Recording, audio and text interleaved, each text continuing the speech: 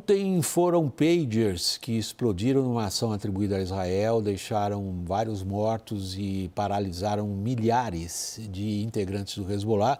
Hoje foram walkie-talkies que explodiram. Vocês sabem a diferença entre pager e walkie-talkie. O walkie-talkie é um aparelho de rádio bem convencional, comum. Os pagers são parecidos a antigos telefones celulares. Também explodiram walkie-talkies hoje, 14 mortos no dia de hoje por conta desse ataque. Israel deslocou tropas para o norte do país e alguns dos integrantes do governo falam abertamente numa nova fase do confronto com o Hezbollah. Detalhes com a correspondente Mariana Giangiacomo.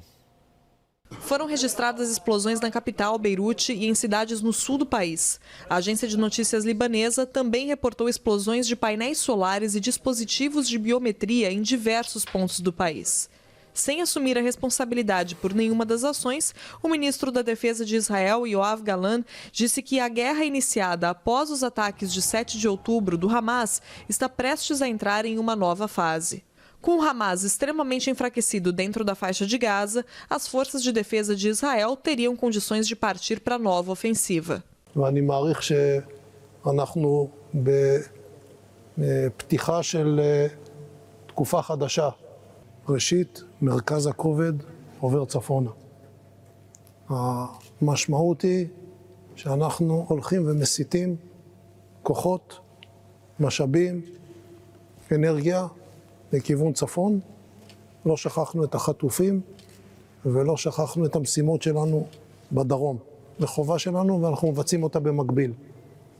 Os novos ataques despertam preocupação com a ampliação do conflito na região. O Hezbollah já tinha prometido retaliar a ação de terça-feira que deixou centenas de mutilados. Não se sabe ao certo quantas das vítimas eram do grupo e quantas eram civis. Tanto o Hezbollah quanto o governo do Líbano atribuem as ações a Israel. A acusação não foi nem confirmada nem desmentida pelo governo de Benjamin Netanyahu. O premier, que precisa do apoio da direita religiosa para se manter no poder, tem elevado o grau de ameaça ao Hezbollah. O ministro de Relações Exteriores do Líbano, Abdallah Bouhabib, disse à CNN que teme que os ataques consecutivos no Líbano sinalizem um movimento para uma introdução à guerra. Diante da escalada no conflito, o Líbano pediu uma reunião do Conselho de Segurança da ONU, que foi marcada para a próxima sexta-feira.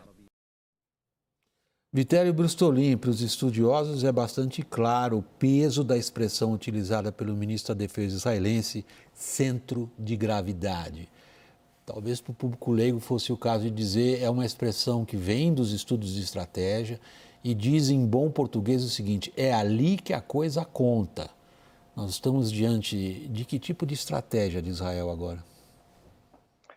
Muito interessante, William, porque eu estava vendo há pouco uma reportagem do New York Times sobre como esses pagers foram implantados, como Israel criou uma empresa de fachada na Hungria. Essa empresa chegou a vender produtos para consumidores comuns, esses pagers, conseguiu vender alguns produtos dentro do Líbano, até que Israel percebeu que o Hezbollah estava indo para menos tecnologia, já que Israel é reconhecidamente um país tecnológico, com serviços de inteligência, exércitos tecnológicos que rastreavam os celulares, a localização das pessoas. Então, Israel foi um passo adiante e notou que o Hezbollah iria utilizar instrumentos como pagers e walkie-talkies. Comprou essa empresa, implantou os explosivos, segundo o New York Times, ouvindo agentes de segurança. E no final das contas, hoje, William, no Times of Israel, no jornal deles, eles diziam que o número de pessoas mortas nesse ataque é muito subestimado pelo Hezbollah, ou seja, o que Israel está dizendo é que muito mais terroristas, militantes do Hezbollah foram mortos do que os números divulgados. Então, aparentemente, esse é apenas o primeiro passo, isso foi dito, inclusive, pelo ministro da Defesa Gallant, de um novo centro de gravidade. Sim, os centros de gravidade são os centros que definem as guerras, e esse novo centro de gravidade deve necessariamente contar com incursões terrestres de Israel ao Líbano, como aconteceram nas outras guerras entre os dois países, William. Aí tem uma segunda pergunta que deriva dessa, Lorival, que é a seguinte: o que o Vittorio descreveu é uma capacidade, como se fala em inglês, amazing, uma capacidade assim, surpreendente e ao mesmo tempo impressiona dos serviços de inteligência israelenses, e das suas capacidades tecnológicas, os dois juntos, para levar adiante uma ação como levaram, mas isso faz uma estratégia? Bom, o que Israel fez agora, está fazendo, é neutralizar a capacidade de comunicação do inimigo, né? Que é o primeiro passo de toda a ofensiva. Afeganistão, os Estados Unidos fizeram isso no Afeganistão, fizeram isso no Iraque, o Gaddafi fez isso com os rebeldes na Líbia, lembrando algumas guerras que eu cobri. Israel não fez isso com o Líbano em 2006 porque interceptava as comunicações celulares do Hezbollah, né? E vem daí, então, essa tendência do Hezbollah a buscar formas de comunicação alternativa. Então, agora, o Hezbollah, neste momento, os integrantes do Hezbollah não estão podendo se comunicar entre si, né? Hoje, quando começaram as explosões dos walkie-talkies, estava tendo um enterro de uma das vítimas das explosões dos pagers de ontem. Era uma menina, inclusive. De 9 anos. E aí, era o primeiro dia de aula dela, né? E aí, tinha jornalistas lá, estrangeiros, pegaram os celulares, né? E aí, os integrantes do Hezbollah gritaram para os jornalistas assim: não use o seu celular, ele pode explodir, nada de comunicação, não pode usar celular. Ou seja, eles estão paranoicos, né? Com razão, óbvio, né? Estão baratinados, né? Então, Israel tem agora esse momento, né, esse ganho tático de neutralizar a comunicação do inimigo, com o ministro da Defesa querendo resolver essa questão, o fato de que entre 60 mil e 70 mil israelenses tiveram de se deslocar do norte daquela região por causa dos ataques do Hezbollah que escalaram a partir da campanha de Israel na faixa de Gaza em resposta aos ataques do Hamas.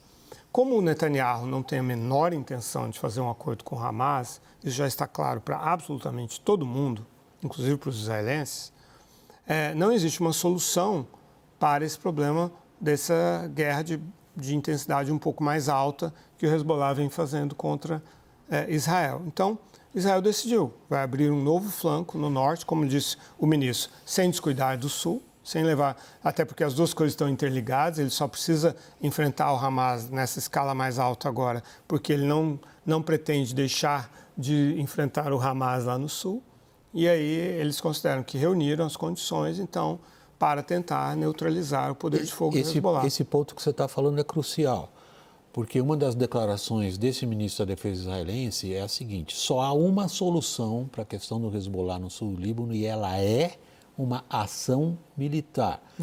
Mas se a gente considera a relação entre civis políticos no governo israelense e os órgãos de segurança e as próprias forças militares israelenses, ela ficou num ponto crítico em relação ao Hamas.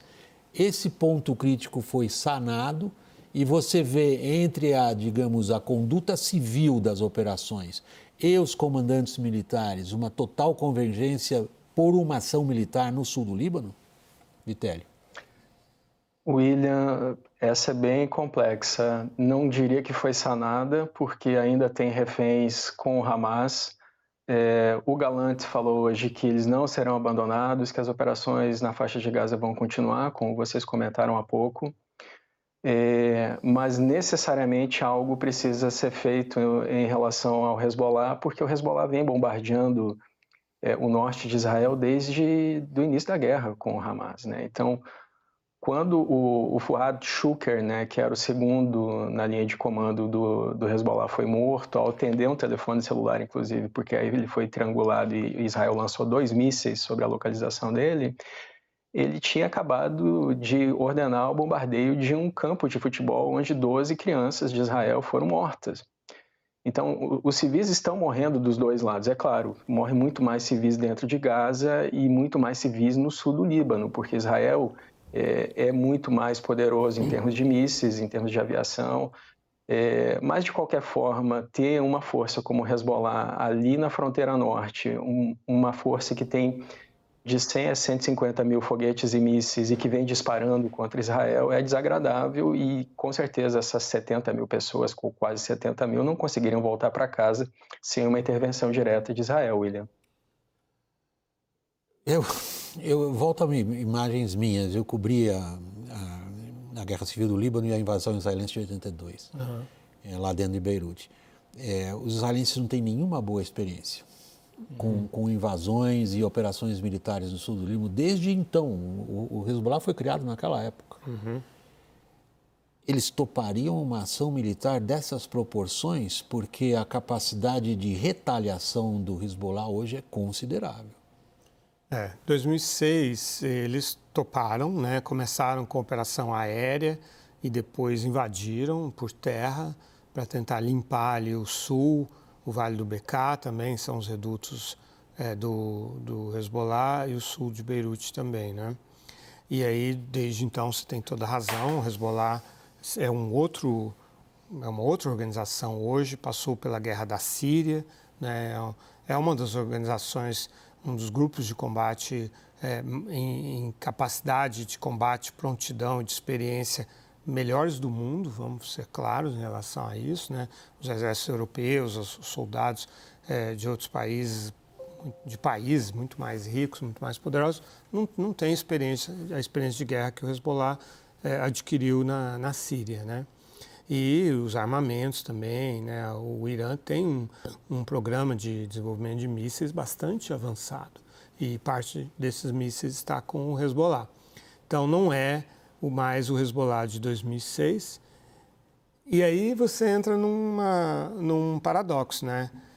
E é por isso mesmo que Israel precisa neutralizá-lo, porque hoje o Hezbollah é realmente uma grande ameaça para Israel. Militar, né? Ele tem condições de sobrecarregar o sistema de defesa antiaérea israelense e de forma a realmente fazer um estrago grande ali. Aí você dirá, mas aí Israel tem uma capacidade de resposta muito maior. Tem, mas é contra o Líbano, né? Assim, que lá estão os cristãos, os sunitas, etc.